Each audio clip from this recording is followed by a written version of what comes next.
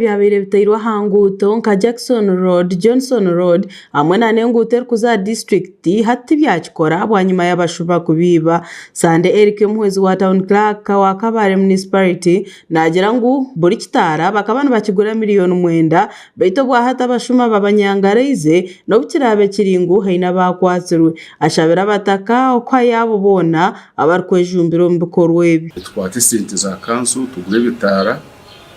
buri kitara ntukigura miliyoni 9 n'ecweka twabitaho twabitangundo konka ebingi abantu bakije babiba babyiyeho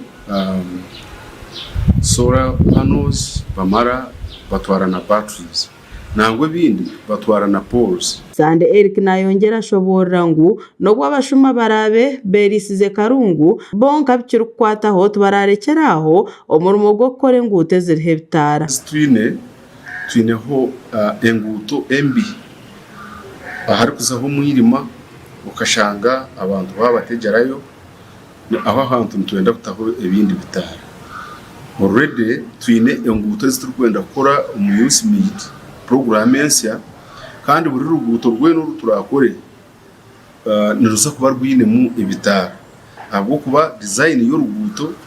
iri mu ibitara. Dan naba Samsinguzi hoyetse imbere ho kujwekera abantu bakabare municipality mu ishengero nagira ngo nobu omuzego kwibe bitara byahanguto numbi okuteka he bitarebi kukaba kutakozwe kurungi nahabwecyo nayenda ngo habe henteka teka nungi haza kubaho ibindi bitara ninga ho kugariza he bibibirwe cyo kwanza cyabiyona nabazitiremo batakazibire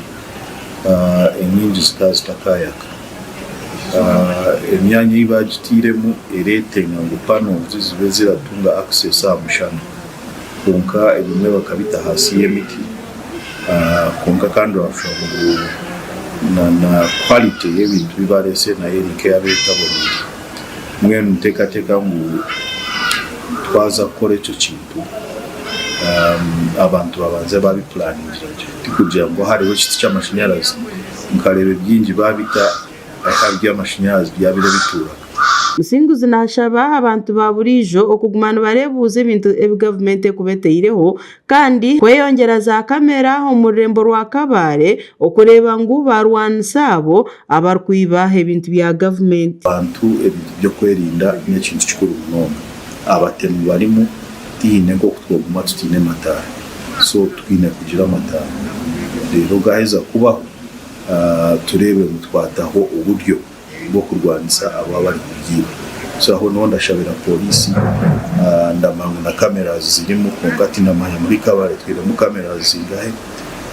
ndajya turasa gushaka nitwe batwongere kugira mu Kaburi street ebe yineho cameras zirakwata abantu abari kuyo bintu byito. Masiko agure hamwe na Mweheyo Bruce abashubuzo mutawoni ya Kabare nubashaba government okurgayo ekagarraho ebitara ibibirwe ngukonga kandi naba bahereze kwatwa ahabo kwiba ebitara byahanguto bafubirwe ahabo kubati kugira ngo amatara bagiba obundi mwenka kanso mushtami mujengo after all nimwe muragiba itwititwe turagibaga hina baragiba abo titurabashemba kandi titurabenda nangwa bo kuba hine abakwasirwe bahate mu mbuga z'amateka kugira ngo nabandi bacetegereze niba nteka yanze nani nteka zisora za street n'ebitara abari kubitwara abari kujetegereza nke by'amashanyarazi bashimira ko ari bari babitwaraga kubanga ko umuntu waburije ko haza kureba ko kwakozigwe